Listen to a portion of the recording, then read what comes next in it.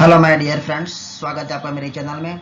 तो आज हम पीरियडिकल असेसमेंट टेस्ट सामयिक मूल्यांकन कसौटी दिसंबर 2020 कक्षा 7 का गणित का पेपर सॉल्व करेंगे। और यदि आप नए हैं और आपने मेरा चैनल सब्सक्राइब नहीं किया है तो प्लीज़ सब्सक्राइब कर लीजिए, जिससे भविष्य में आने वाले वीडियो का नोटिफिकेशन आपको मिलता रहे। तो चलो अब हम शुरू करते हैं। कक्षा 7 गणित में क्वेश्चन नंबर 1 दिया है कि नीचे के प्रश्नों का सूचना अनुसार उत्तर दीजिए। तो इसमें पहला प्रश्न है कि 1/3 का समान गुणोत्तर कौन सा होगा। बराबर, ये एमसीक्यू टाइप है, इसमें 4 हमें ऑप्शन दिए हैं। बराबर, तो इसका आंसर आएगा 2/6। तो 2/6 कैसे आएगा? जैसे मैं यहां लिखता हूं 1/3। ओके, अगर मैं ऊपर नीचे 2 का गुणा करता हूं, बराबर, अगर मैं 2 का गुणा करता हूं यानी 2 एकम 2 और 3 दूनी 6। बराबर, अगर इसको मैं अति संक्षिप्त रूप में लिखता हूं और इसको मैं रिड्यूस करता हूं तो 1/3 ही आंसर आएगा, यानी समान गुणोत्तर इसका कौन सा कहा जाएगा? 2/6 कहा जाएगा। चलो दूसरा सवाल दिया है कि 10 रुपए का 50 पैसे के साथ का अनुपात ज्ञात करो। तो सबसे पहले हमें अनुपात ज्ञात करने के लिए ये जो दोनों इकाई है, बराबर, वो हमें समान लिखनी पड़ेगी। यहाँ पर एक 10 रुपया दिया है और एक 50 पैसा दिया है। दोनों का जो यूनिट है, जो इकाई है, वो अलग अलग दी है। तो पहले हम इकाई को समान करेंगे। बराबर, तो 1 रुपया बराबर कितना होता है? 100 पैसे होते हैं। तो यहाँ पर कितना दिया है? 10 रुपया दिया है। तो 10 रुपया बराबर कितना पैसा होगा? यानी 10 गुणे 100 करेंगे, यानी कितना आएगा? 1000 पैसे। ओके, अब मैं यहाँ पर 1000 रुपए का और 50 पैसे का अनुपात में ज्ञात कर सकता हूँ। क्यों? क्योंकि दोनों की जो यूनिट है, बराबर, इकाई मैंने समान कर दी है। बराबर, यानी अब मैं क्या करूंगा? अनुपात लिखने के लिए 1000/50 लिखूंगा। बराबर, ठीक है, यानी ये भी पैसे में आ गया, 1000 जो है वो भी पैसे में आ गया और ये भी पैसे में आ गया। पैसे को मैंने पी से दर्शाया। बराबर, अब ये एक जीरो से एक जीरो कट गया। ओके, अब ये 100 है। बराबर, यानी 20 पंचे 100 होता है और ये 5 का 5। अब ये 5 से 5 जो है वो कट जाएगा, यानी ऊपर क्या बचा? 20 और नीचे कुछ नहीं बचा। तो हम क्या लिखेंगे? 1, यानी हमें अनुपात क्या मिलेगा? 20/1। ये हमारा आंसर होगा। ओके, नेक्स्ट क्वेश्चन दिया है कि एक बाइक 3 लीटर पेट्रोल से 150 किलोमीटर की दूरी तय करती है। तो यही बाइक 5 लीटर पेट्रोल से कितनी दूरी तय करेगी? अगर एक बाइक जो चल रही है वो 3 लीटर उसमें पेट्रोल डाला है तो वो 150 किलोमीटर चलती है। बराबर, ठीक है, तो 3 लीटर पेट्रोल से तय की गई दूरी कितनी है? 150 किलोमीटर। तो हमारे पास कितना लीटर पेट्रोल है? 5 लीटर। 5 लीटर का हमें ज्ञात करना है, यानी 5 लीटर पेट्रोल से तय की गई दूरी कितना होगा? बराबर, यानी इसका क्रॉस मल्टीप्लीकेशन होगा, इसका गुणा होगा और ये भाग में जाएगा। बराबर, यानी हम लिखेंगे 5 गुणे 150 बटे में 3। ओके, अब मैं इसको काट रहा हूं तो 3 पंचे 15 होता है कि नहीं होता है? बराबर, तो यहां मैंने 3 पंचे 15 लिखा और ये जीरो का जीरो, यानी कितना आएगा? 50, यानी 5 गुणे 50। बराबर, यानी कितना आएगा? 55 25 और जीरो का जीरो, यानी 250 किलोमीटर। यानी वो जो बाइक है वो 5 लीटर पेट्रोल से कितनी दूरी तय करेगी? 250 किलोमीटर। ओके ओके, चलो क्वेश्चन नंबर 2 दिया है कि नीचे के प्रश्नों का सूचना अनुसार उत्तर दीजिए। चलो दे देते हैं।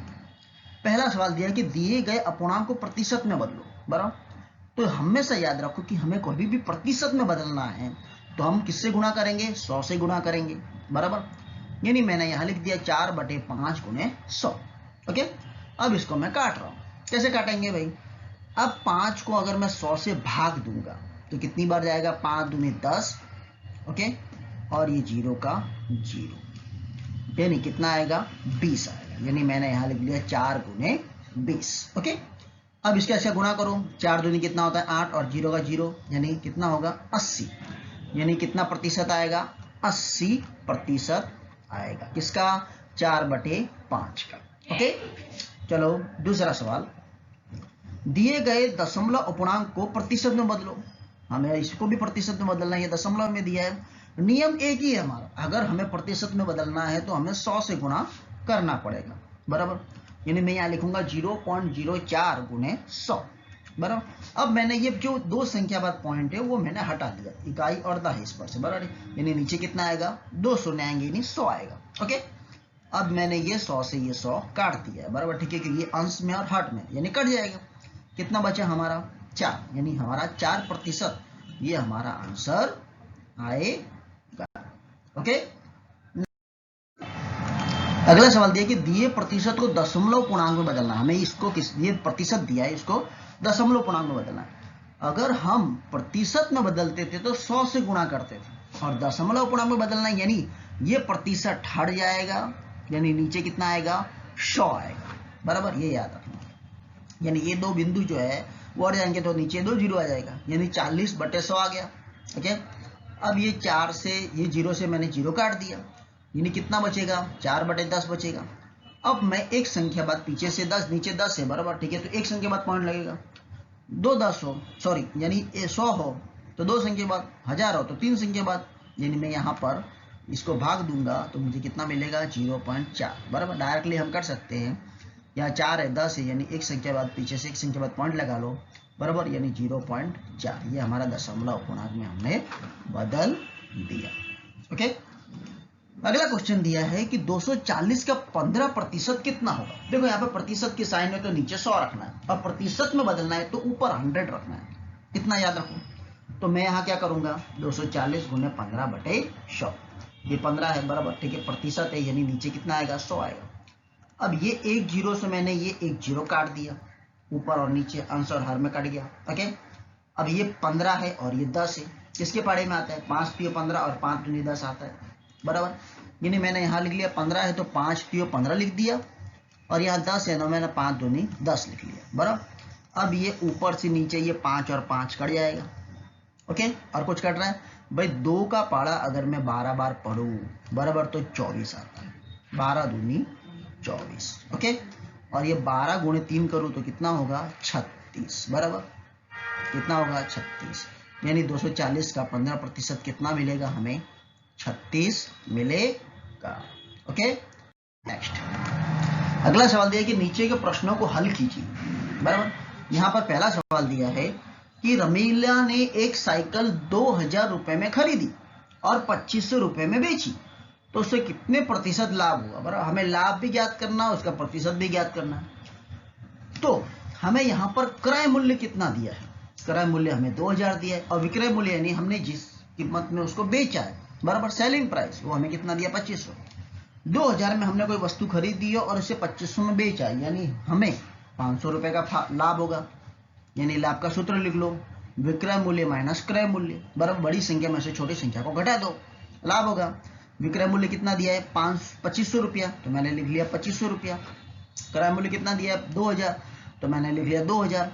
अब 2500 में से 2000 अगर मैं माइनस करूंगा, घटाऊंगा, तो मुझे कितना मिलेगा, 500 रुपया मिलेगा, यानी मुझे लाभ कितना हुआ, 500 रुपया। लेकिन यहाँ तो लाभ हमें प्रतिशत में ज्ञात करना है, बराबर, चलो प्रतिशत में ज्ञात कर लेते हैं, बराबर। यानी लाभ प्रतिशत में ज्ञात करना है तो इसका फॉर्मूला है लाभ बटे क्रय मूल्य गुना 100, बराबर। प्रतिशत में ज्ञात करने यानी 100 से गुना करना पड़ेगा, बराबर। अगर हानि ज्ञात करनी है तो हानि बटे क्रय मूल्य गुना 100 लिख दो, बराबर, फॉर्मूला यही रहेगा, बराबर। अब लाभ कितना हुआ है, 500, तो लाभ की जगह मैं लिख लूंगा 500। क्रय मूल्य कितनी दी है, 2000, तो मैं क्रय मूल्य की जगह कितना लिखूंगा, ये 2000 लिखूंगा, और 100 का 100, चलो लिख दो। ओके ओके सर, लिख दिया। तो यहाँ पर कितना है, लाभ 500 तो 500 लिखा, क्रय मूल्य 2000 तो 2000 लिखा, और ये 100 का 100। चलो अब काटम पीटी करो, जो कट रहा है काट दो। चलो ये 0 से ये 0 गया, फिर ये 0 से ये 0 गया, और फिर ये 0 से ये 0 गया, कट गया। अब क्या बचा सर, 50/2 बचा, कोई बात नहीं, 50/2 लिख दो, लिख दिया। अब इसको भाग दे दो, तो भाग देंगे तो कितना मिलेगा हमें, 25 दूनी 50 होता है कि नहीं होता है, यानी हमें लाभ कितना मिलेगा, 25%। ओके, समझ में आया कि नहीं आया, ओके चलो। अब अगला सवाल दिया है कि जैमिन ने 2 वर्ष के लिए 10,000 रुपए का 12% वार्षिक ब्याज की दर से लेता है, तो उसे 2 वर्ष के अंत में कितना मिश्र धन चुकाना पड़ेगा, बराबर। मिश्र धन माने क्या होता है कि हम जो राशि ले रहे हैं, बराबर, ठीक है, मूड़ी प्लस ब्याज, कैपिटल प्लस ब्याज, बराबर, मूलधन प्लस ब्याज। तो पहले मैं ब्याज ज्ञात करूंगा, बराबर। तो ब्याज ज्ञात करने के लिए मुझे क्या करना पड़ेगा, तो यहाँ पर मुझे जो 10,000 दिया है वो मैंने P लिख लिया, जो 12% दिया है वो रेट ऑफ इंटरेस्ट है यानी मैंने R लिख लिया, और जो 2 वर्ष दिया है वो टाइम है यानी मैंने T लिख दिया। अब साधारण ब्याज का फॉर्मूला क्या होता है, साधारण ब्याज होता है PRT बटे 100। चलो अब जो वैल्यू है उसको रख दो। P की वैल्यू कितनी है 10,000, रख दिया मैंने 10,000। R की कितनी है 12%, तो 12% रख दिया। T की कितनी है 2, तो 2 रख दिया, और बटे में 100। अब ये एक शून्य से एक शून्य के आंसर, फिर एक शून्य से एक शून्य के आंसर, बराबर। अब ऊपर ही बचा है, नीचे तो सब कुछ कट गया तो गुणा कर दो भाई, यानी हमारा कितना बचा 100 गुणे 12 गुणे 2। अब पहले मैं कर देता हूँ 12 दूनी कितना होता है 24, यानी 24 लिख दिया। अब 24 गुणे 100 यानी कितना होगा 2400, यानी मुझे ब्याज कितना मिला 2400 रुपये मिला, बराबर। लेकिन हमने तो सर ब्याज फ्यान किया, लेकिन इसमें तो मिश्र धन मांग रहा है, चलो कर देते हैं बेटा। तो मिश्र धन बराबर क्या होता है, मूलधन प्लस ब्याज होता है। मूलधन कितना है हमारा 10,000 रुपया मूलधन है, प्रिंसिपल, बराबर। इंटरेस्ट कितना है 2400 रुपया, दोनों का प्लस कर दो, यानी 2 साल के अंत में हमें इन दोनों का प्लस यानी कितना चुकाना पड़ेगा 12,400 रुपये चुकाने पड़ेंगे। ओके, चलो नेक्स्ट। नीचे के प्रश्नों का सूचना अनुसार उत्तर दीजिए। पहला सवाल दिया है कि -2/3, -2 और बटे में -3। फिर दूसरा दिया है 2/3। फिर तीसरा दिया -2/3 में से कौन सी ऋण पूर्ण संख्या है। भाई देखो, ये जो पहला है ये माइनस से माइनस कट हो जाएगा, यानी ये प्लस हो जाएगा, बराबर, ये धन पूर्णांक हो जाएगा। दूसरा जो दिया है 2/3, यानी ये तो प्लस में दिया है भाई। तीसरा दिया ये एक माइनस में एक प्लस में, यानी ये हमारा ऋण पूर्णांक है। ओके, यानी ऋण पूर्णांक हम क्या लिखेंगे 2/3, -2/3, ये हमारा आंसर होगा।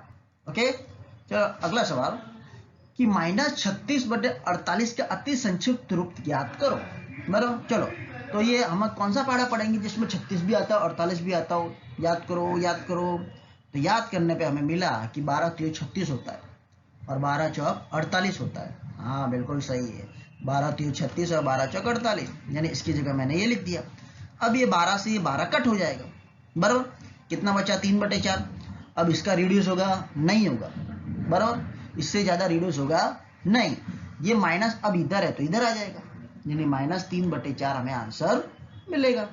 ओके, अगला सवाल दिया है कि -1/2 और 2/3 के बीच आने वाली दो परिमेय संख्या ज्ञात करनी है, बराबर।